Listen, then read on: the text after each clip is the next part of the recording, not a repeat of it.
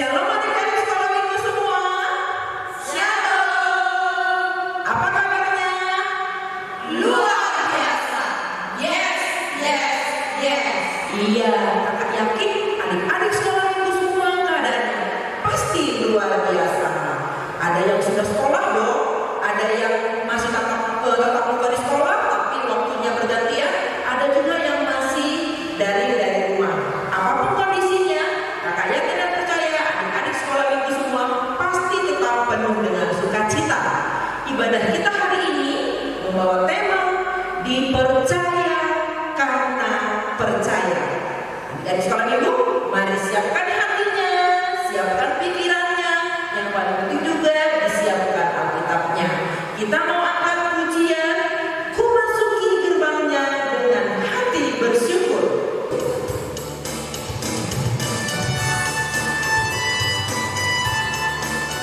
Yang di rumah boleh lagi berdiri, goyangkan badannya, tutup tangannya.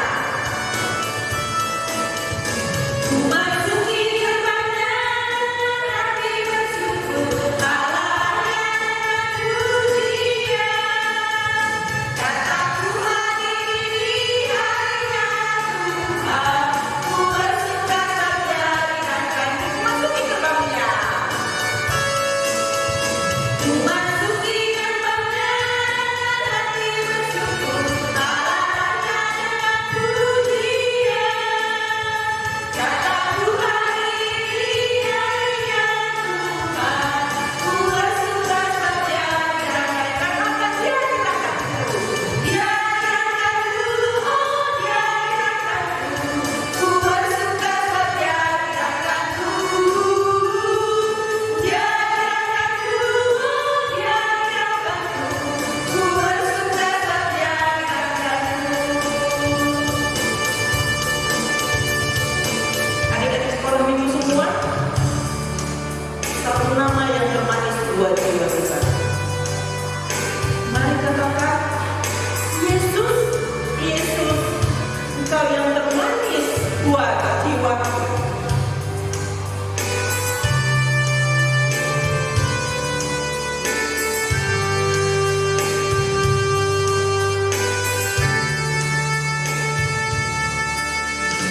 Yesus yang termanis buat jiwaku, buat jiwaku, buat jiwaku. Yesus yang termanis buat jiwaku, ku cinta selamanya. Katakan sekali lagi adik-adik, Yesus yang termanis buat jiwaku.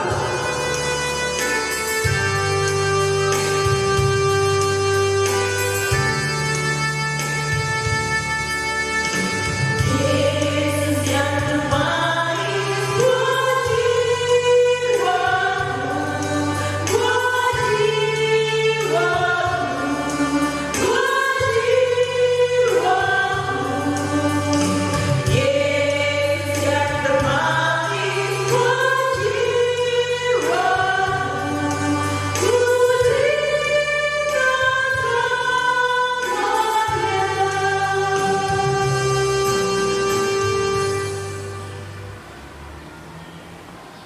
Adik-adik di rumah yang masih berdiri tetap berdiri, dan yang lain kita undang untuk bantu berdiri. Kita akan membuka ibadah kita.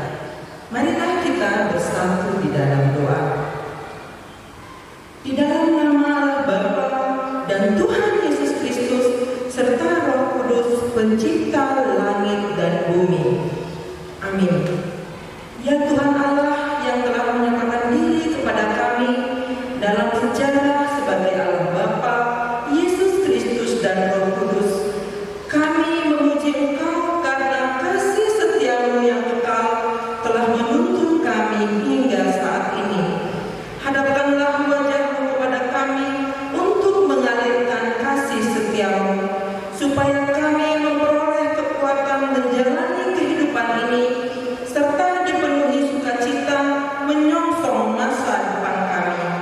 Kami mempersembahkan doa ini di dalam nama Yesus Kristus Tuhan kami. Amin.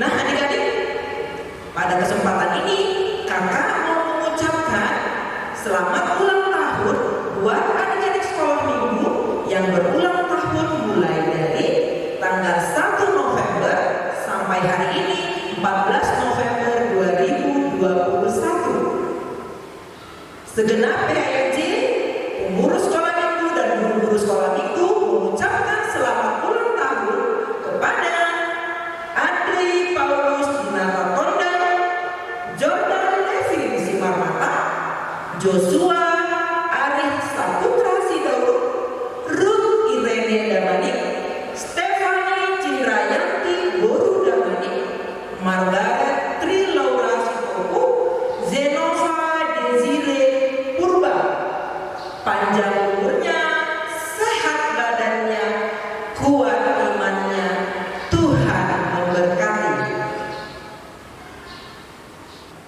Adik-adik sekolah minggu, sebelum kita mendengarkan titah yang dibawakan oleh teman anak sekolah minggu dari sektor termin 3, mari kita angkat lagu pujian Sai Si Hol Musihanku Hamji Sulus Tuhan Kin.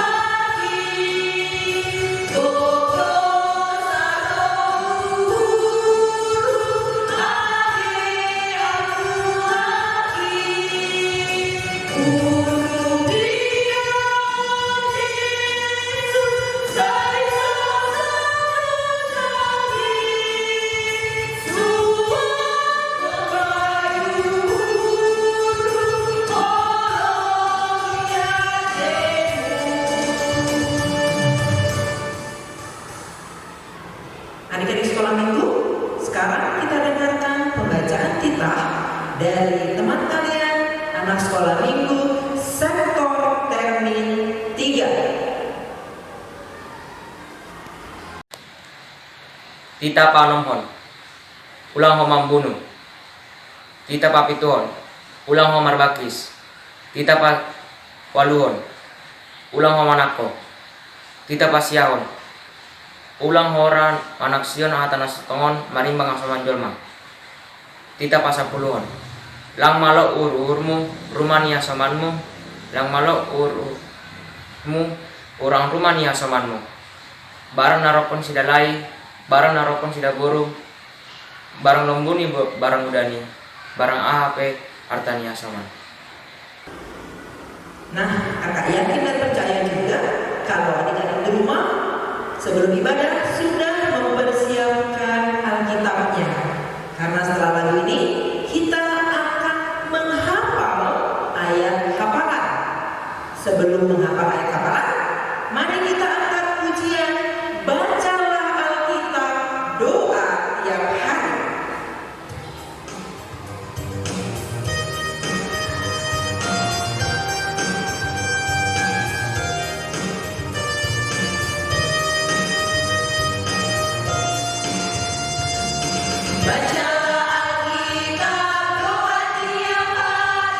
Doa tiap hari, doa tiap hari.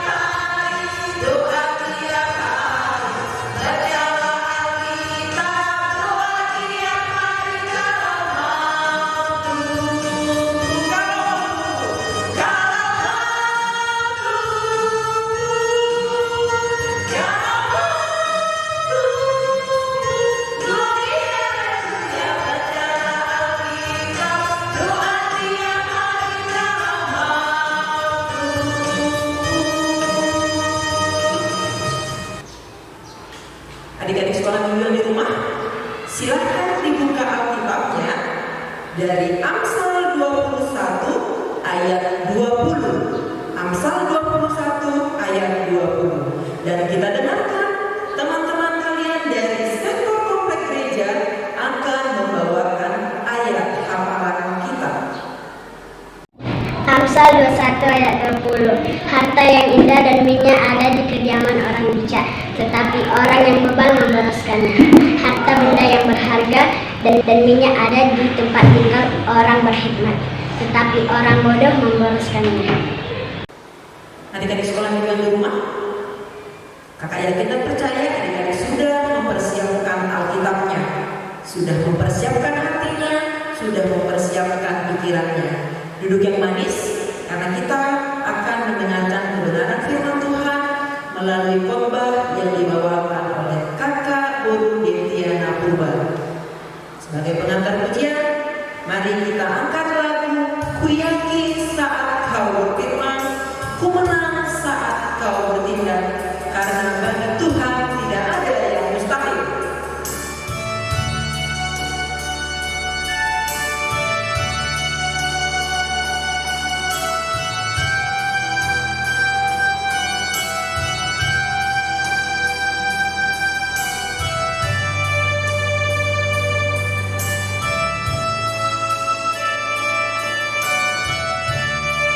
Katakan ku yakin saat kau berfirman.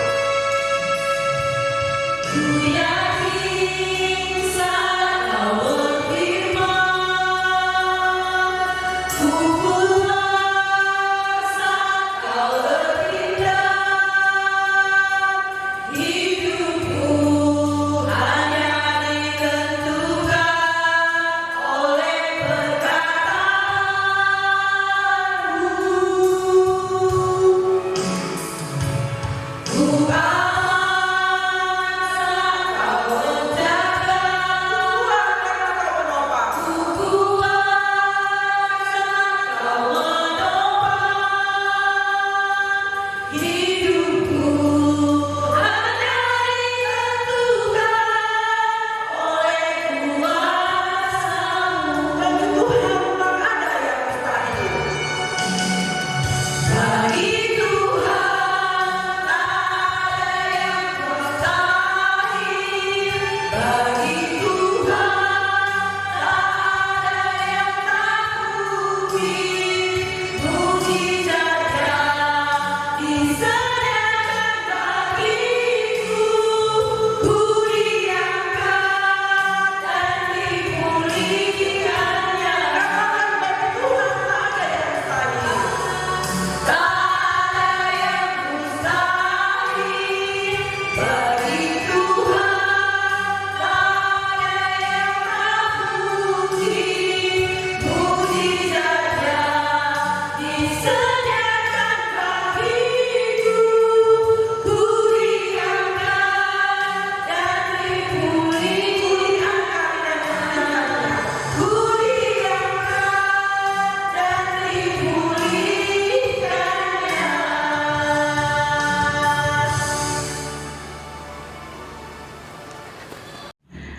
Adik-adik yang terkasih, sebelum kita mendengarkan kebenaran firman Tuhan, ayo kita siapkan hati kita berdoa dulu ya.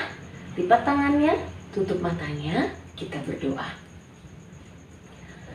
Tuhan Yesus yang baik, kami sungguh bersyukur kalau hingga hari ini penyertaan Tuhan selalu nyata dalam hidup kami.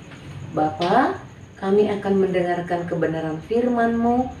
Kami percaya Roh Kudus Tuhan yang boleh menolong, mengajari kami untuk memahami arti kebenaran firman-Mu, hingga kami menjadi anak-anak Tuhan yang boleh melakukan kebenaran firman Tuhan dalam hidup kami. Inilah doa kami ya Tuhan. Dalam nama Yesus kami berdoa. Amin.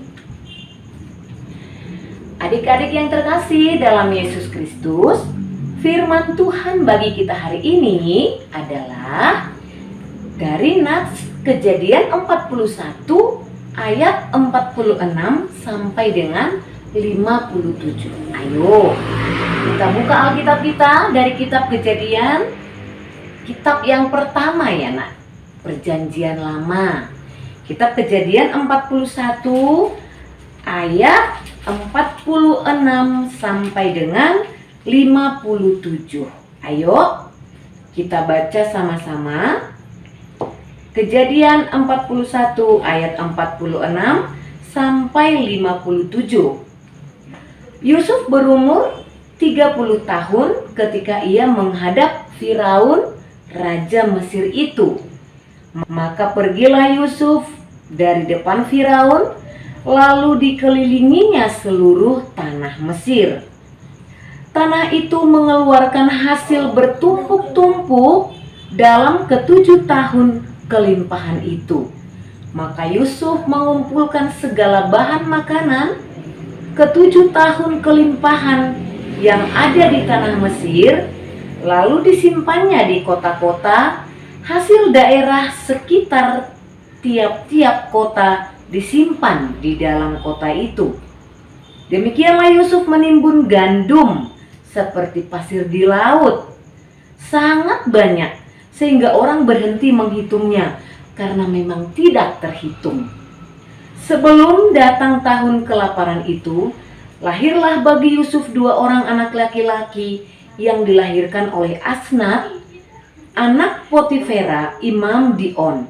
Yusuf memberi nama Manasye kepada anak sulungnya itu, sebab katanya, Allah telah membuat aku lupa sama sekali kepada kesukaranku dan kepada rumah bapakku. Dan kepada anaknya yang kedua diberinya nama Efraim, sebab katanya, Allah membuat aku mendapat anak dalam negeri kesengsaraanku. Setelah lewat ke-7 tahun kelimpahan yang ada di tanah Mesir itu, mulailah datang 7 tahun kelaparan, seperti yang telah dikatakan Yusuf. Dalam segala negeri ada kelaparan, tetapi di seluruh negeri Mesir ada roti. Ketika seluruh negara Mesir menderita kelaparan dan rakyat berteriak meminta roti kepada Firaun, berkatalah Firaun kepada semua orang Mesir, "Pergilah kepada Yusuf, perbuatlah apa yang akan dikatakannya kepadamu." Kelaparan itu merajalela di seluruh bumi. Maka Yusuf membuka segala lumbung dan menjual gandum kepada orang Mesir, sebab makin hebat kelaparan itu di tanah Mesir. Juga dari seluruh bumi datanglah orang ke Mesir untuk membeli gandum dari Yusuf, sebab hebat kelaparan itu di seluruh bumi. Demikian pembacaan firman Tuhan bagi kita hari ini. Nah, tema kita hari ini adalah bisa dipercaya. Bisa dipercaya. Nah, adik-adik yang terkasih, firman Tuhan hari ini bercerita tentang Yusuf. Dalam nats kita ini tadi, Yusuf umur 30 tahun menghadap Raja Firaun. Kemudian dia menjadi orang nomor 2 di tanah Mesir setelah Raja Firaun, yaitu nomor 1. Kalau kita lihat dari nats kita hari ini, Yusuf menjadi penguasa di situ. Ketika terjadi kelaparan dan apa yang dilakukan Yusuf di tanah Mesir, itu membuat masyarakat, rakyat di tanah Mesir itu menjadi aman dari kelaparan. Nah, bagaimana sebenarnya kisah Yusuf? Kenapa dia bisa menjadi orang yang dipercaya oleh Raja Firaun? Dipercaya menjadi orang kedua, dipercaya menanggung jawabi masalah yang sedang terjadi di negara itu. Nah, coba kita ingat dulu, siapakah Yusuf sebenarnya? Yusuf adalah anak dari Yakub. Yakub itu siapa? Saudaranya Esau. Nah, Yusuf adalah anak Yakub, ataupun Yakub adalah ayah dari Yusuf. Yusuf memiliki banyak saudara. Jadi, Yusuf bersaudara itu ada 12 orang. Dan Yusuf adalah anak nomor 11. Berarti tinggal berapa adiknya, nak? Tinggal 1 orang adiknya. Karena Yusuf itu sudah anak yang nomor 11. Berarti abang-abangnya banyak, ya. Nah, sejak kecil Yusuf ini memang sudah termasuk orang yang sangat disayangi ayahnya. Terus Yusuf ini adalah orang yang bisa mengartikan mimpi. Makanya ketika pun dia nanti di Mesir, sebelum dia menjadi penguasa nomor 2, dia adalah orang yang bisa menafsirkan ataupun mengartikan mimpi Raja Firaun. Nah, jadi ketika dia bersama dengan saudara-saudaranya ini iri dan cemburu kepada Yusuf. Kenapa? Karena tadi Yusuf bisa mengartikan mimpi. Kemudian Yusuf ini adalah anak yang sangat disayangi oleh ayahnya. Jadi abang-abangnya ini sangat cemburu, iri hati kepada Yusuf.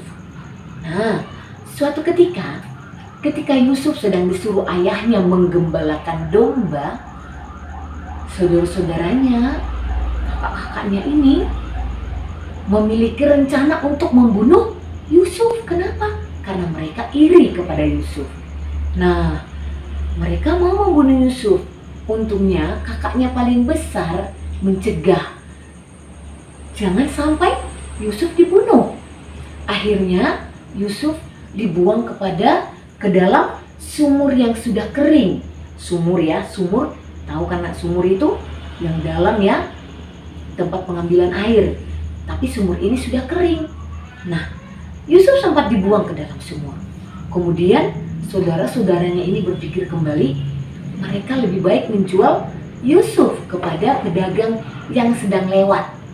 Nah, akhirnya Yusuf dijual kepada pedagang yang sedang lewat menuju ke tanah Mesir. Nah, mulai saat itulah Yusuf berada di Mesir. Ketika dia di Mesir, dia menjadi budak. Budak itu suruhan, ya, suruhan melakukan apa saja pun. Dan budak itu apa yang dilakukan majikannya harus dikerjakan. Budak itu tidak bisa melawan, ya, apa yang dikatakan oleh majikannya itu harus dilakukan sama dia. Nah, sampai di Mesir, Yusuf menjadi budak di rumah salah satu pegawai istana, ya, yang namanya Potifar. Yusuf bekerja di situ. Nah, Yusuf bekerja dengan baik. Apa yang diperintahkan oleh tuannya, majikannya, dia mengerjakannya dengan baik, dengan penuh tanggung jawab, dan juga dengan takut akan Tuhan. Ya, dengan takut akan Tuhan. Jadi, ketika dia bekerja dengan baik, akhirnya majikannya ini, tuannya ini, tempat dia bekerja menjadi percaya kepada dia. Apa bukti tuannya percaya kepada dia?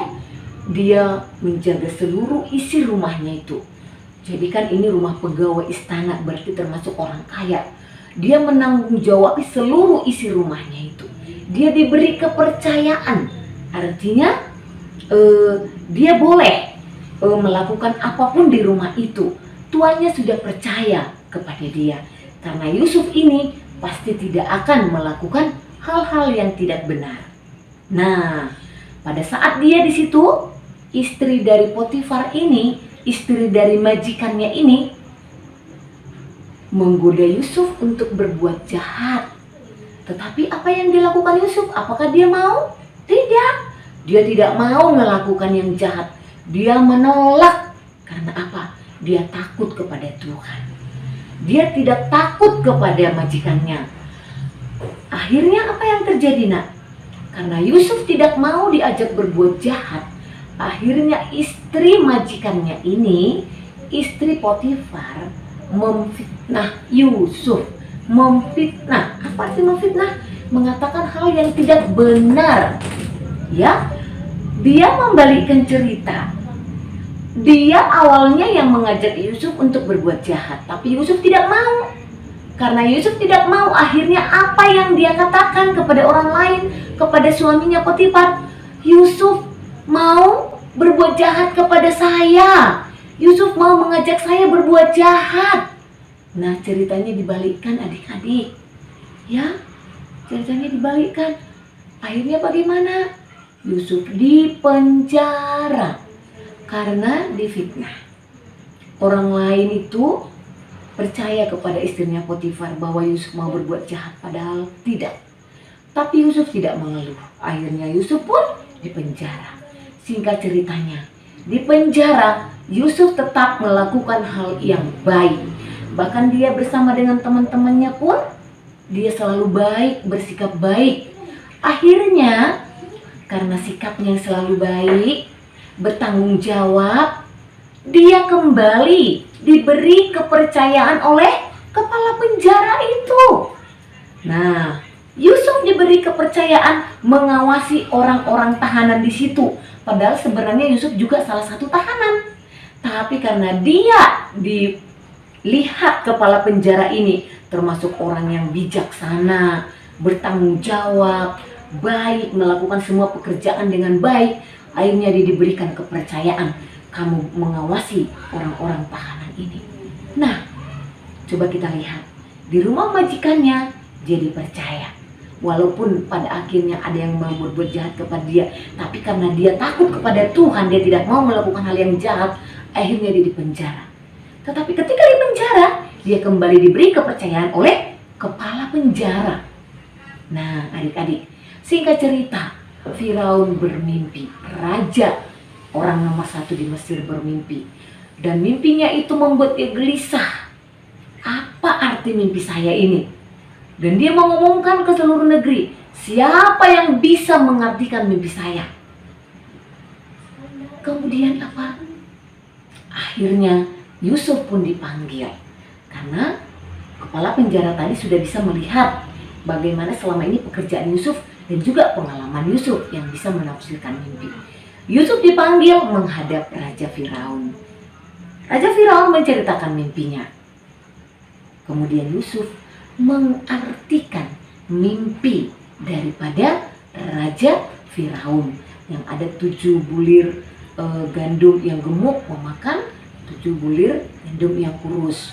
Nah, Yusuf menceritakan apa arti mimpi Raja Firaun itu, yaitu akan ada 7 tahun berlimpah panen dan akan terjadi juga 7 tahun ke depannya kelaparan yang merajalela. Nah, mulai saat itu Yusuf pun diangkat menjadi orang nomor 2 di tanah Mesir, penguasa setelah nomor 1 yaitu Raja Firaun. Kepercayaan kembali ada kepada Yusuf. Nah, coba kita pikirkan ketika dia dijual menjadi budak. Apakah Yusuf pernah berpikir dia menjadi orang nomor 2 di tanah Mesir yang menguasai tanah Mesir dan mengatur semua? Pada saat itu Yusuf mengumpulkan semua gandum, membuatnya di lumbung. Dia berpikir, ini setelah 7 tahun ini, 7 tahun ke depan nanti bakal terjadi kelaparan. Apa yang harus dilakukan? Dan dia melakukan itu dengan penuh tanggung jawab, dengan takut akan Tuhan. Nah, coba kita lihat saat itu bagaimana Yusuf bisa menyelesaikan permasalahan. Artinya memimpin sampai orang-orang di sana tidak menjadi kelaparan ketika ada bahaya kelaparan 7 tahun itu. Bahkan bukan hanya orang di Mesir itu yang bisa diselamatkan dari bahaya kelaparan. Orang dari luar negara mereka pun datang membeli gandum kepada Yusuf. Yusuf mendapat kepercayaan menjadi penguasa, menjadi orang nomor 2 di tanah Mesir. Mari kita perhatikan bagaimana Yusuf menjadi seorang yang dapat dipercaya dimanapun dia bekerja. Ketika menjadi budak, ketika menjadi tahanan di penjara, sampai dia diangkat menjadi orang nomor 2 di tanah Mesir. Kepercayaan raja. Apa yang kita pelajari dari seorang Yusuf, nak? Nah, yang pertama, apa karakter daripada Yusuf? Dia adalah orang yang percaya kepada Tuhan. Dia adalah orang yang percaya kepada Tuhan, dan itu membuat dia menjadi orang yang takut kepada Tuhan. Dia bekerja, melakukan setiap pekerjaannya bukan takut kepada manusia, tapi takut kepada Tuhan. Kemudian yang kedua, Yusuf adalah orang yang bertanggung jawab. Apa yang diserahkan kepada dia, dia mengerjakannya dengan penuh tanggung jawab. Kemudian yang ketiga, Yusuf adalah orang yang mau mengampuni, ya, memiliki hati yang mau memaafkan. Nanti kalau kita lanjut ceritanya, kalau kamu baca, saudara-saudaranya Yusuf itu mengalami kelaparan. Mereka datang kepada Yusuf membeli gandum, dan Yusuf mengenali mereka.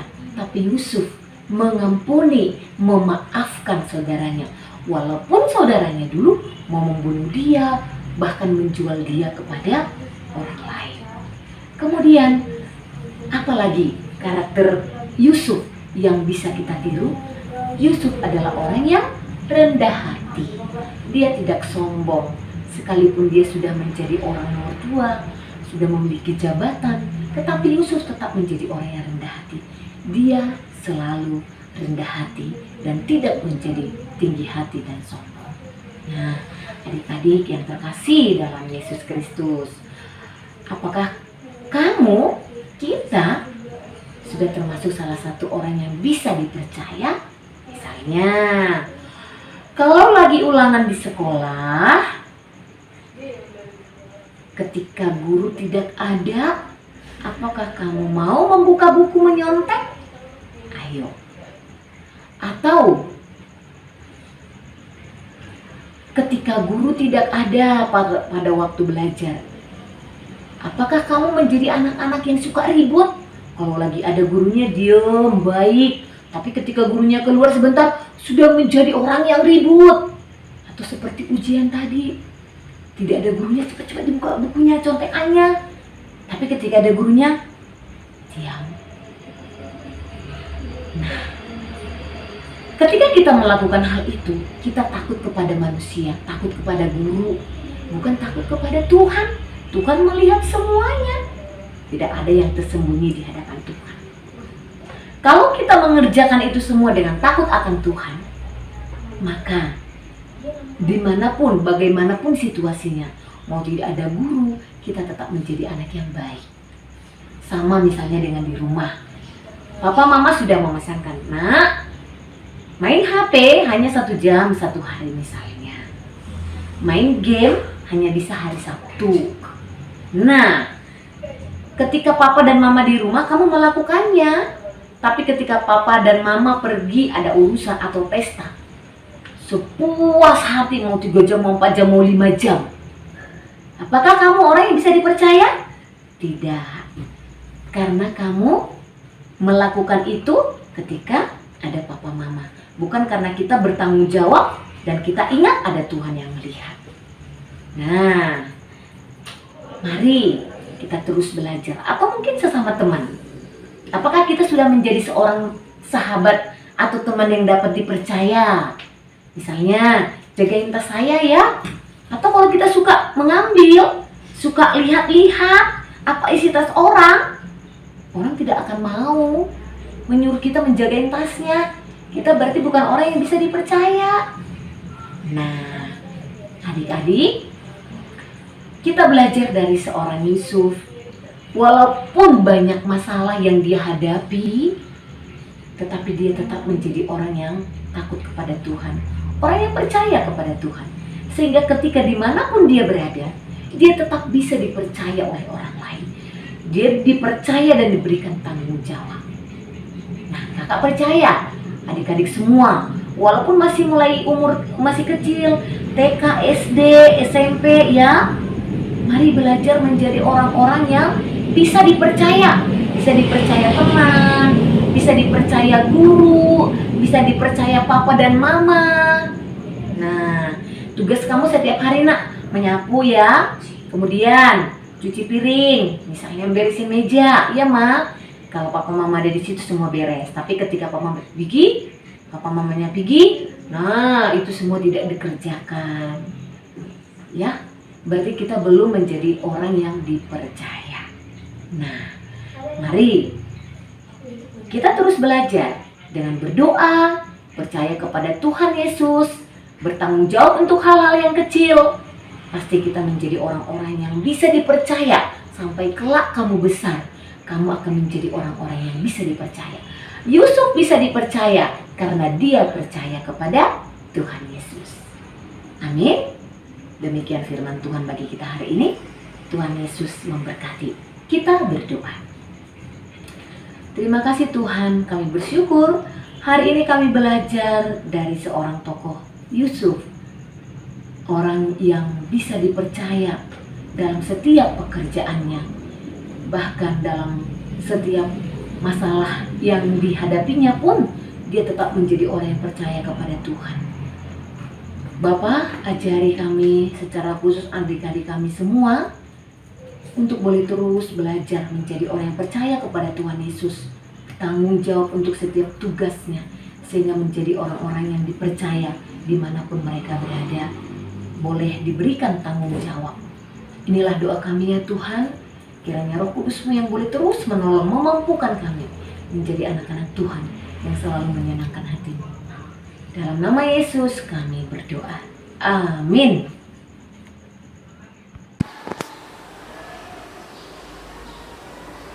Adik-adik sekolah minggu, saatnya kita akan mengumpulkan persembahan. Persembahan yang adik-adik kumpulkan pada ibadah kali ini akan diantar oleh mama papa kepada pengurus sektor yang akan mengantar atau mengucapkannya kepada PMJ kita di gereja. Nah, sebelum membuka persembahan, kita akan mendengarkan pengantar persembahan dari firman Tuhan yang tertulis pada Mazmur 50 ayat 14. Persembahkanlah syukur sebagai korban kepada Allah dan bayarlah nazarmu kepada Yang Maha Tinggi. Sambil mengumpulkan persembahan, kita angkat pujian, terima kasih Tuhan untuk kasih setiamu.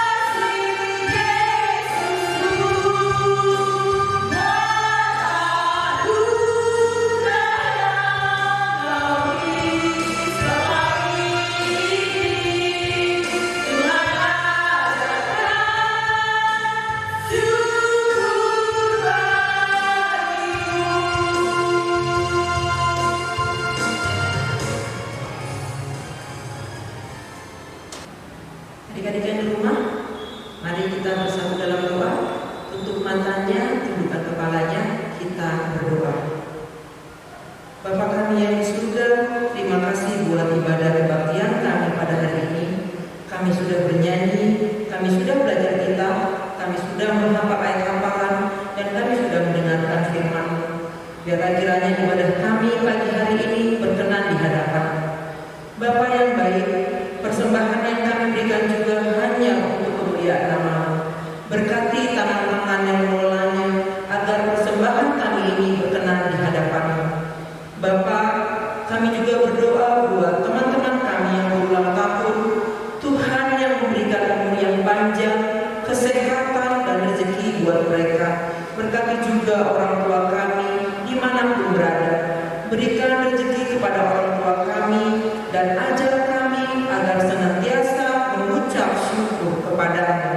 Bapa, kami adalah orang yang tidak lepas dari dosa. Ampuni segala dosa dan pelanggaran kami, agar kami layak di hadapan-Mu. Dalam nama Anak-Mu Yesus Kristus, Juru Selamat kami yang hidup, yang sudah mengajar kami berdoa dan mengucap syukur. Amin. Marilah kita sama-sama mengucapkan doa Bapa kami yang di surga. Bapa kami yang di surga, dikuduskanlah nama-Mu, datanglah kerajaan-Mu, jadilah kehendak-Mu di bumi seperti di surga. Berikanlah kami hari ini makanan kami yang sesungguhnya, dan ampunilah kami akan kesalahan kami, seperti kami juga mengampuni orang yang bersalah pada kami. Dan janganlah membawa kami ke dalam pencobaan, tetapi lepaskanlah kami daripada yang jahat, karena Engkau-lah yang mempunyai kerajaan dan kuasa dan kemuliaan sampai selama-lamanya. Amin.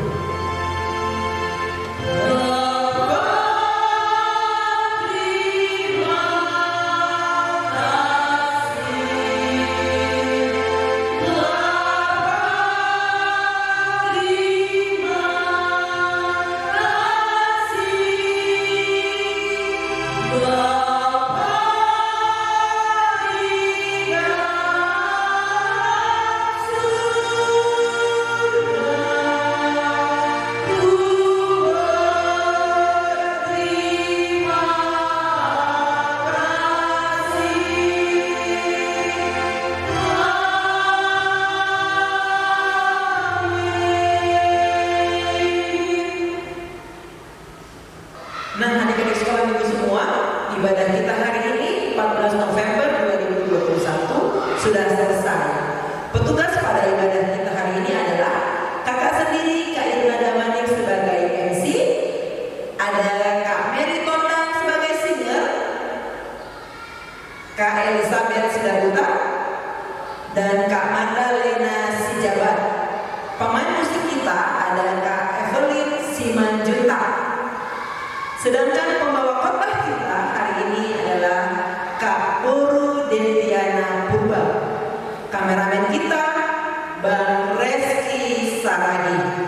Adik-adik sekolah minggu, sampai ketemu di ibadah